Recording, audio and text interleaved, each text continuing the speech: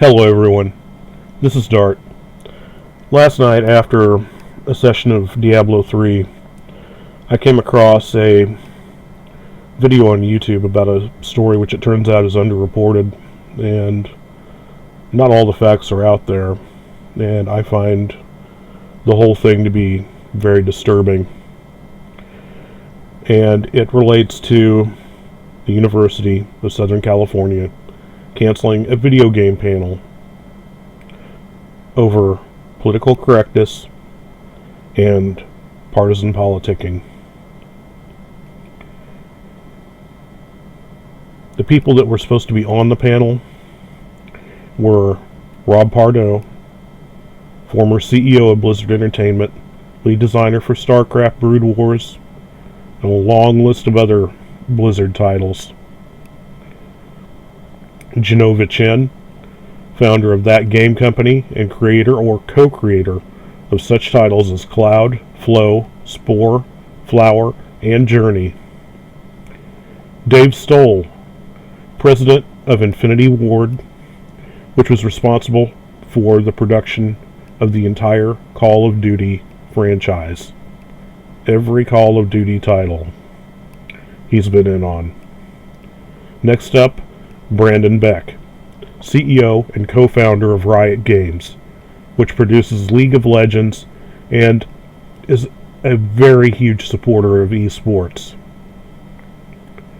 Peter Levin, president of Lionsgate Interactive, which owns an incredible amount of intellectual property and underwrites Telltale Games, who are themselves producers of games like Walking Dead and Game of Thrones. Lionsgate is a huge supporter of the gaming community, and Peter's right at the center of that involvement. Min Kim, former president of Nexon America, which is responsible for MapleStory, Mabinogi, Combat Arms, Vindictus, Atlantica Online, and Dragon Nest. Last but certainly not least is Jeffrey Kaplan, Vice President of Design for Blizzard Entertainment, responsible for world design, quests, outdoor zones, dungeons, raids, etc., up until I believe Wrath of the Lich King.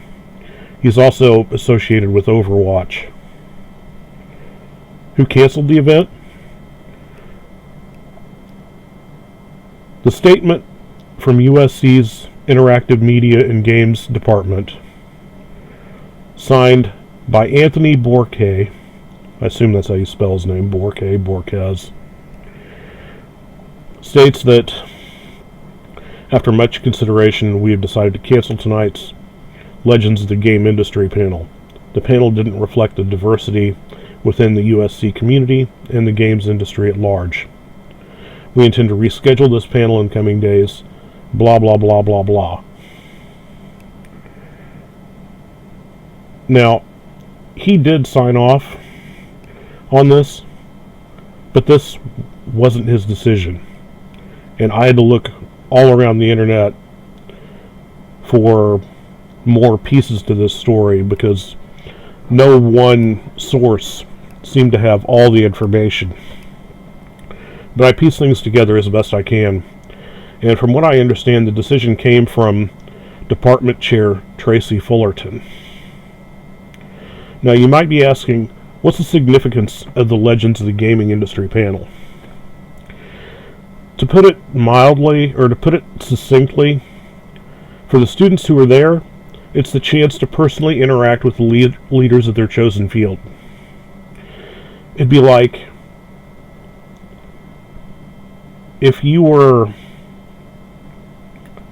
at MIT, it would like being able to go to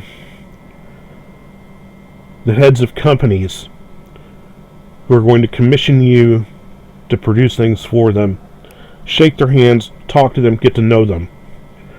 If you're a writer, going and talking to lead editors of the biggest publishing firms out there. Just That's the kind of significance this has for game developers, or would-be game developers. It's an opportunity for them to showcase their creations, their hard work, and their skills to the people that make the decisions as to what games get released.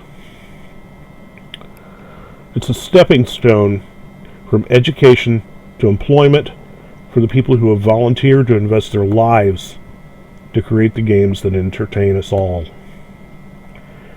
Now, why is USC important to the gaming community? First of all, it's ranked as a top 10 dream college for both parents and students by the Princeton Review.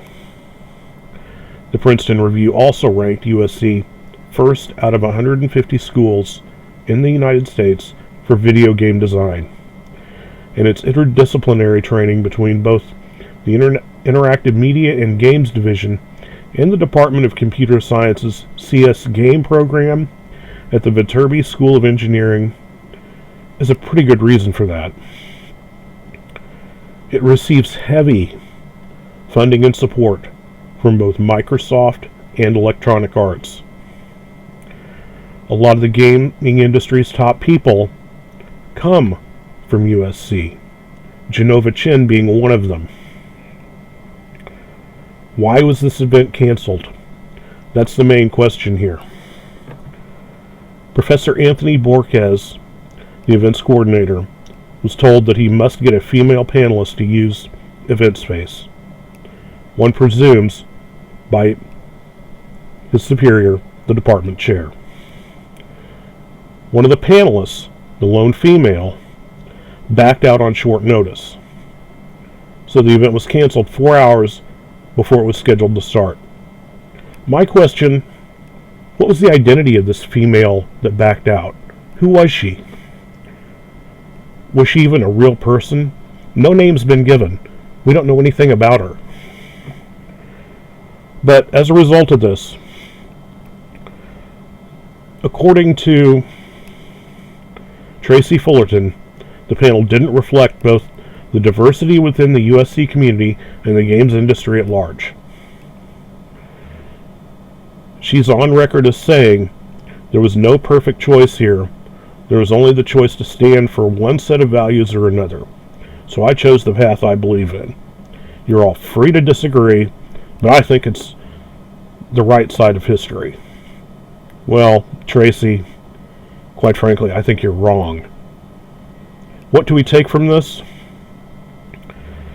First of all, a bunch of college kids pursuing their dreams of becoming video games creators and developers got shafted by a very expensive, to the tune of $50,000 a year for tuition school, which has a very selective admissions process.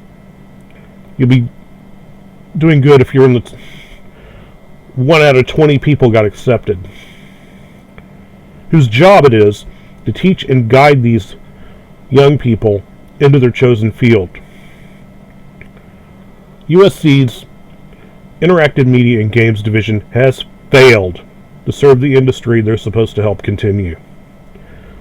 Whether or not Anthony Borquez signed off on the apology, it was Tracy Fullerton's responsibility to see to the future of all of her students. Restrictions placed on Professor Borquez hurt students' opportunities in the name of political correctness from all account I could find, simply to advance a feminist agenda. Tracy Fullerton has credits of her own, a long list of them, as you can see right here. So why couldn't she step up to the plate herself? Not to be self-aggrandizing, but it looks like she pulled the plug purely due to feminist ego. In my opinion, she owes both the students and the panelists who could attend an apology.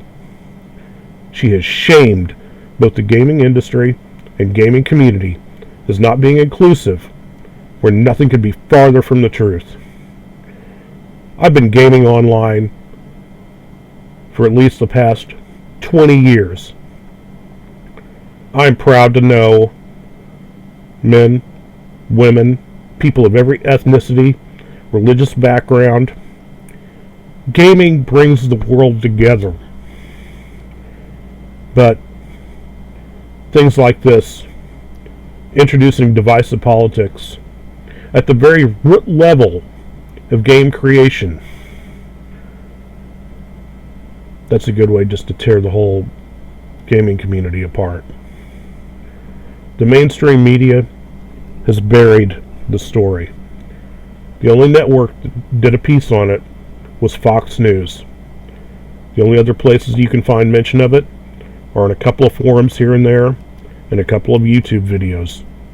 The gaming community deserves to know that one of its chief supporters has sold us all out for a few petty beefs. That's all I have to say. Thank you all. This is Dart. Good luck and have fun in all your games.